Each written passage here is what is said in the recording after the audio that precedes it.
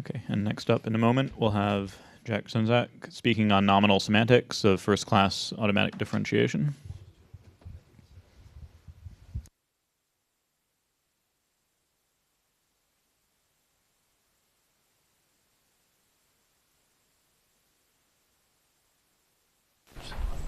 Cool.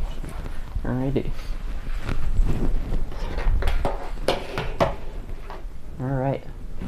Hello everyone, my name is Czenszak. I'm a first-year PhD student at Yale University, and today I'll be presenting some joint work with Alex Lev on nominal semantics of first-class automatic differentiation. Okay, so first of all, what is first-class AD? Well, automatic differentiation, or AD, usually appears as a top-level program transformation. And what I mean by that is it acts as a compiler, taking some source program that denotes a differentiable function and transforming it into a new program that denotes the appropriate derivative. And you can query this new program to recover values of the original program's derivative.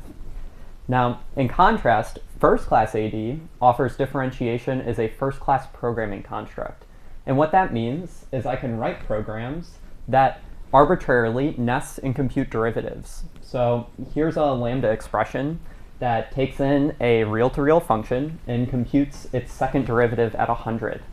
Now, because this is just a lambda, I can evaluate it at a well-typed argument, such as the function that takes in x and multiplies it by 8, and I'll get back an actual program value that represents that derivative computation.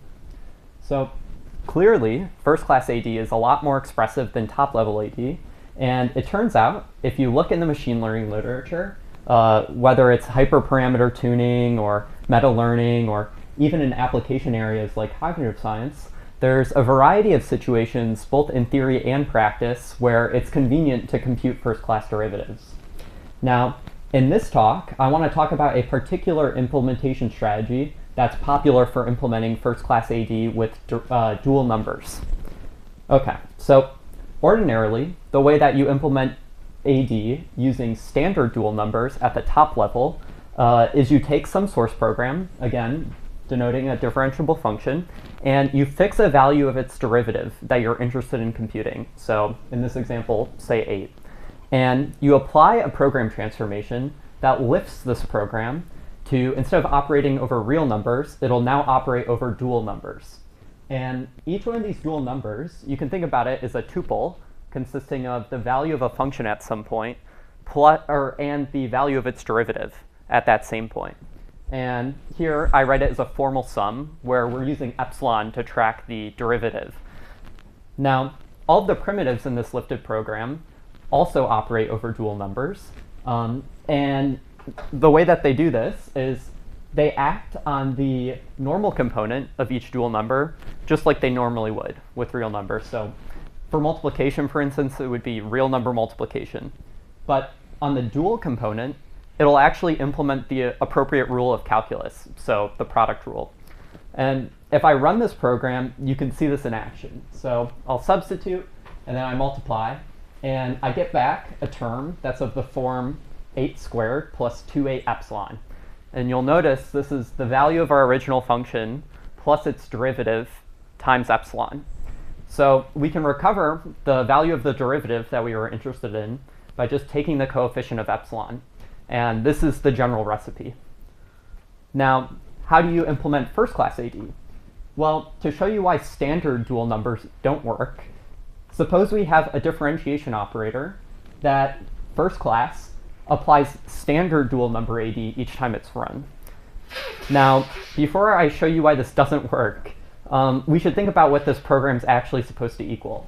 So if you look at this inner term here, what this is saying is we're computing the partial derivative with respect to y of the function x plus y.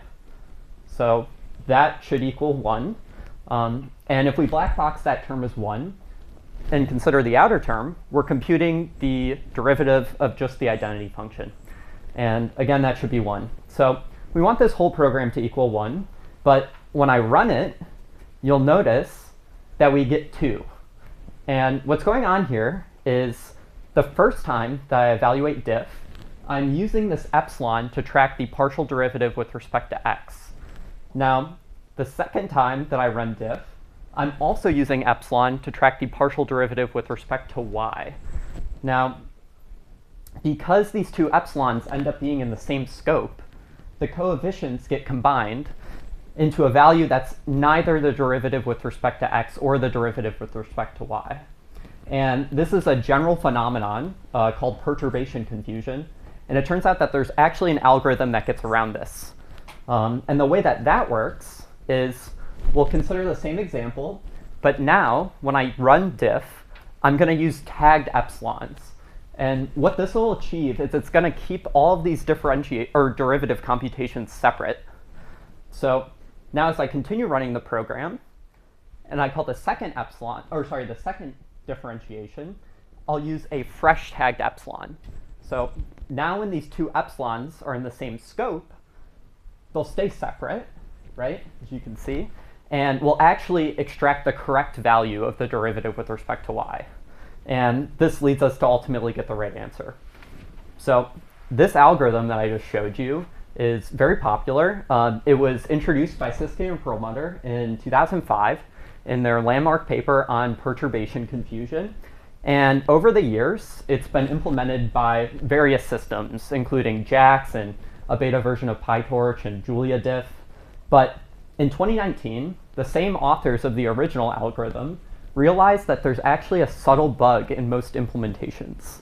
And they ended this paper with this statement, which more or less says that we can't actually be sure any of these highly used popular systems are actually doing the right thing because, well, to this day, there's no real proof of correctness of this algorithm.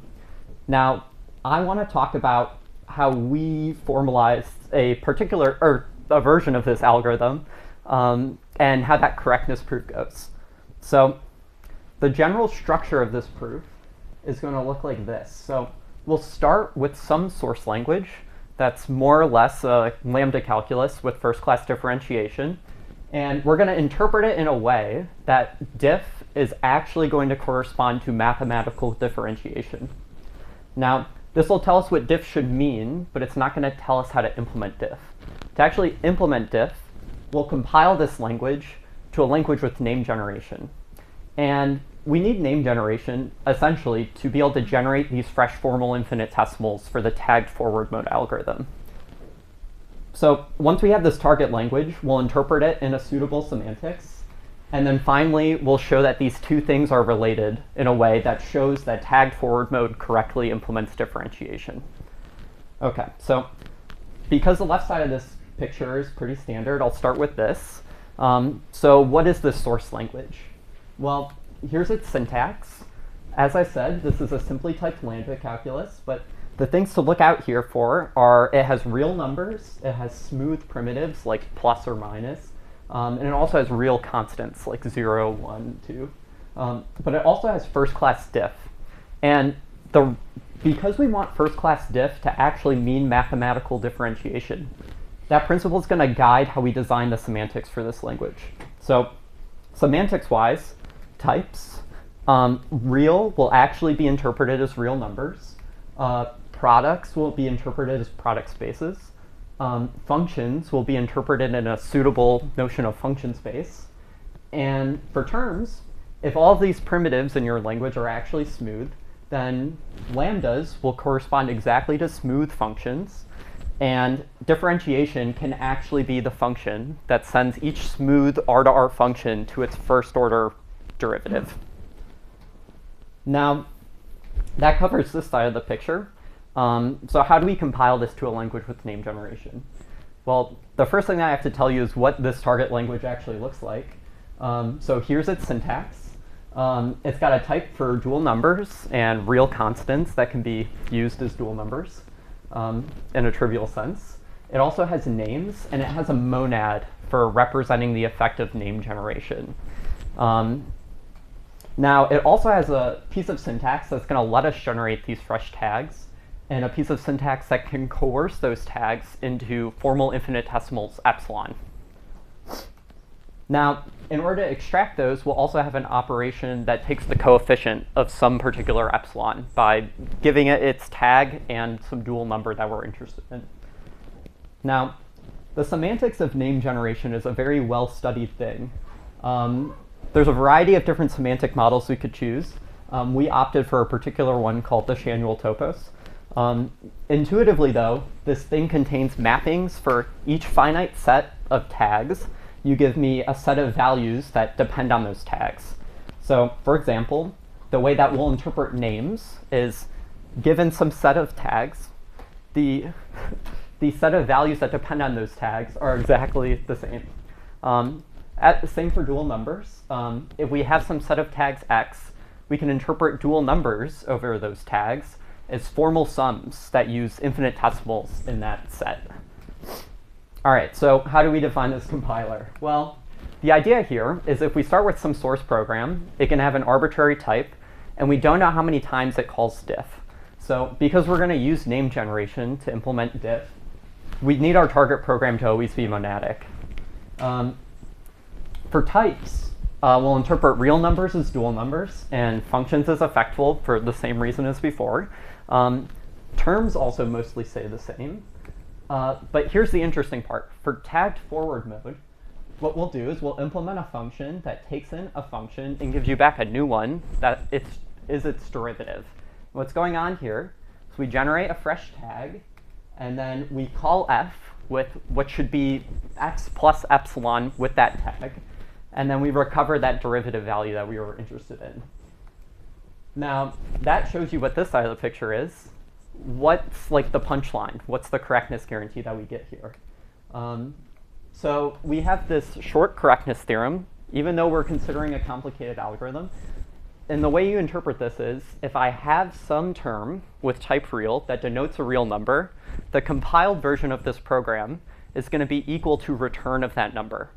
So that means two things. We compute the same real number, implementing differentiation using this tagged forward mode algorithm, but also that number we return doesn't depend on any of the names that were generated throughout the program's runtime. So here's some proof notes. It's pretty dense, but we proved this by logical relations, and we eventually used some different techniques. And if you want to know more about that, come find me at the poster session. But that brings me to the end of my talk.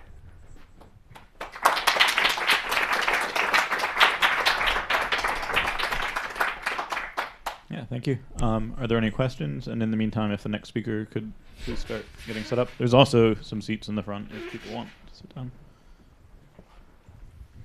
Thanks for the talk. You mentioned that the original algorithm had a subtle bug. Is that like, does this formalism like easily capture that? Did you try formalizing the initial like algorithm incorrectly, or? So the original algorithm had a bug because it allows you to differentiate any program that has real numbers in the domain. So it can be over function spaces, it can be over anything. This one restricts you to just have R to R. But you can still write programs that have like a higher dimensional domain or codomain if you write the lambdas correctly. So I think just because we cleared it down, it made the proof easier and kind of eliminated that bug. And was that the solution they came up with as well?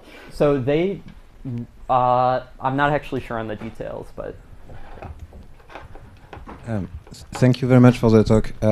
One quick question, and maybe you hinted at the solution at the last slide, but is any of your development reapplicable for backpropagation? Yeah, so for backpropagation, this is all forward mode. We are interested in understanding if JAX's reverse mode can be described in a similar way. There's a paper that shows you how reverse mode can be implemented, reverse mode can be implemented as the transpose of forward mode. So we're not sure, but maybe. Thanks.